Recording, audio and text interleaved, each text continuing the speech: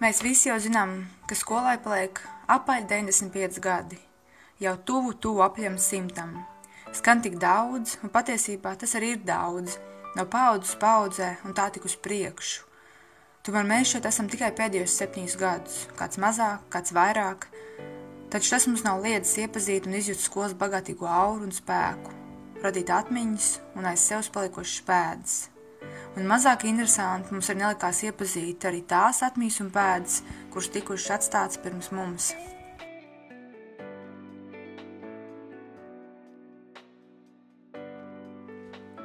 Tāpēc mēs devāmies šo pēdu meklējumā, un kā viena no pēdām, kur atstājusi savu nospiedumu Liepājas Raņstā vidusskolā, ir mākslinieks, dizainers, kā arī mūsu skolas ēdināšanas firmas Māras Lāces vadītājs Madars Markus Narvils.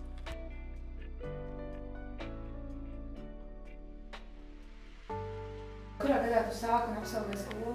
Es sāku tieši 6. vai Ezerklases. 6. skolu. Okay, 6. skola bija tāds stāsts, ka mēs bijām, viena no tām klasēm retajām, kas pēc 90. gadiem, kas vispār gāja, mācījās 4. klasē. Nevis 3. Sanāk tā, ka sāka mācīties 4. klasi 6. skolā. Respektīvi, parasti bija no 5. nāca. Pabeidza sākuma skolu un tad nāca 5. klasi. Un mēs sākām no 4. un mēs bijām tādi sīkie, kas skraidīja par skolu. Tie, kas, kā tev no ķēdes norāvies, ka tu lielā barā esi, bet arī līdz ar to daudz ko iemācījāmies, kā apieties vai tieši pietāt pie lielākiem un atkal beidzu skolu 2003. nemaldos, bet es nemācījos līdz 10. klasē. Es, respektīvi, pēc 10. klases aizbraucu uz Rīgu mācīties, bet tur savu iemeslu. Vidusskolu nemācījos to vienu klasu un iesaku visiem vismaz vienu klasu nemācīties vidusskolā. 6. skolā bija ok, reāli paši. 10 gadu laikā bija nomainījušās 10 klases audzinātājs. 9. klasē bija Zomerfeldē, un Bahura bija 10. klasē, kas, turpmāk arī mana klasa, kurš es aizgāju, mācīja. Mums bija ļoti labs sakars, kontakts, un es bieži vien braucu uz klases pasākumiem, kad vidusskolas un vēl joprojām, kad tā klase, kas bija man vidusskolas klase, viņa tājas pasākums, es arī piedalos, jo citu viņi pat neatcerās, vai es pabeidzu ar viņiem kaut vai nē, atmiņa ir īsa, teiksim tā. Un kāds vispār bija skolas laikā? Kāds es biju skolas laikā? Jā, kā jaunības? Es nezinu, noteikti, ka visnotaļ prātīgs, bet savā veidā arī izklaidīgs un citreiz arī traks. Un kaut kāds noteikti bija palaidnības, ko mēs darījām, jo, teiksim, ja 5. līdz 9. klasē ņem vērā, tad es mācījos, mēs bijām diezgan traki, mēs bijām tāda klasa, kur bieži vien kura bija kaut kādas nepatikšanas dēļ tās klases, vai arī skolotājiem kaut kas nepatika, bet tas jau bija tas klases konteksts kā tāds. Vidusskolā nonākot, to vienu gadu nomācoties, tur jau bija tāds, ka tu esi jaunības, ir tāds jaunības maksimālisms, ka tev visi vārti vaļā, un tev gribās trakot, tev gribās ballēt, tev gribās, garus matus, tev gribās zilu jaku, un tev gribās būt, ievērojumam. Kaut kā tam līdzīgi. Tā to varētu pateikt. Un kādi vispār varbūt tev kādi spilgtākie mirkļi palikuši no skolas, kādas atmiņas, kaut kādi, pasākumi vai ekskursijas vai kaut kas spilgti? Jā, spilgti palicis, ja noteikti, kad runā spilgtāk visiem, kas mācās skolā, noteikti ir 6. klase un uz augšu, piemēram, man kaut kā, atmiņa klibo vai kaut kā tam līdzīgi, jo tas, kas man uz leju, to es tā mazāk atceros. Bet tas uz augšas noteikti ir viennozīmīgi ar tādu pozitīvo zīmi. Viens no lielākiem tādiem piedzīvojumiem, kas ir skolas laikā bijis, mēs braucām ar projektu, kas laikam bija ar Eiropas Savienību saistīts. Ja mēs braucām uz Kotku kopā ar Solvitu Matvejevu un Sintiju Pulci.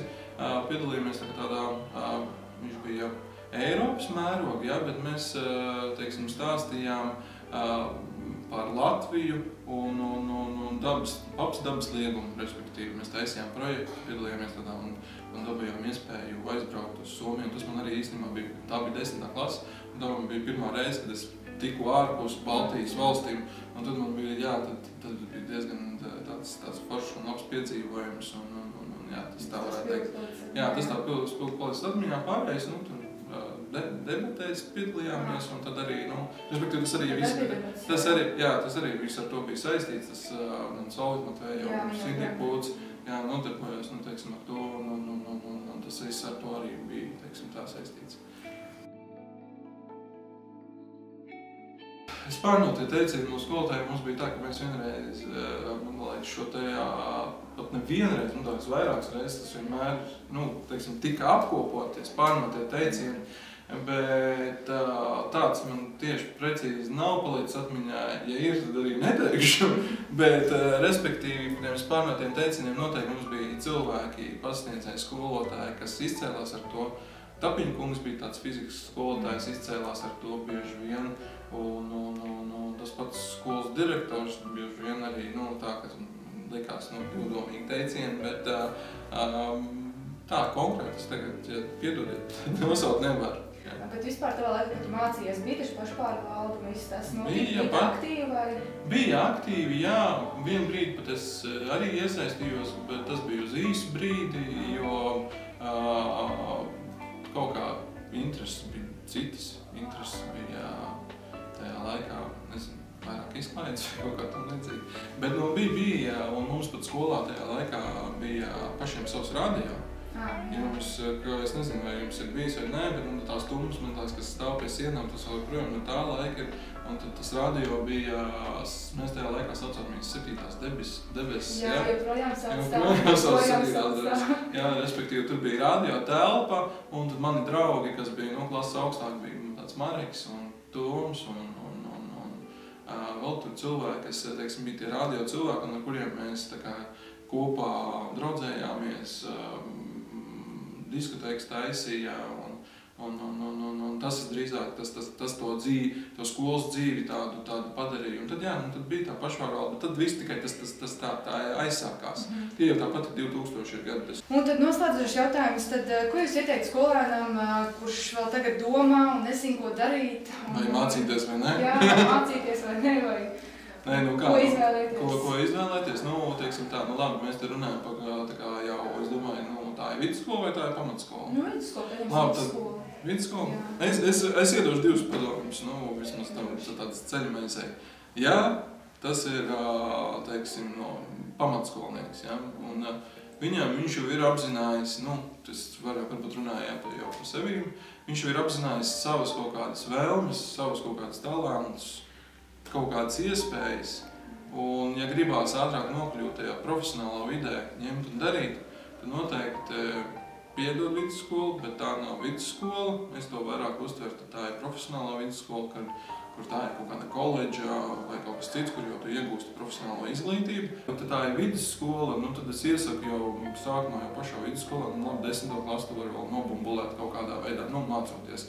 Bet 11. klasē jau jāsāk saprast, kas ir tavi plusi, kas ir tavi mīnusi, un jau meklēt, kur tu gribi iestāties, jo bieži vien arī tajās pašās augstskolās ir kaut kādi iestāja eksāmeni, un tiem ir arī kursi pirms tam, kur gatavoties, izvēlēties pareizos priekšmetus, ar kuriem gatavoties, trenēt sevi. Galvenais pievērst uzmanību savām vājajām vietām. No sākuma saprast tavas stiprās vietas un vispārējo, lai var atrast to mērķi, uz kā tiekties, un tad saprast tajā mērķī, kas tev traucē, respektīvi tās vārgās, jo stiprās vienmēr tā būs stiprās. Tu var arī aiziet, tā kā piemēram, es uzskatu sev par improvizācijas teātri, respektīvi, es varu aiziet bez nekā, bet es varu runāt ilgi. Un tad ir tā, ka tā ir tā stiprā puse, un tad sanāk tā, ka tā būs vienmēr tā vadlīnija, uz ko tu tieksies, bet tev noteikti ir vārgās lietas, kas tev noteikti ir jāpievērš kurām uzmanība, un tās pilnveidojot, tad jau viss durvis, man liekas, ir atvērts.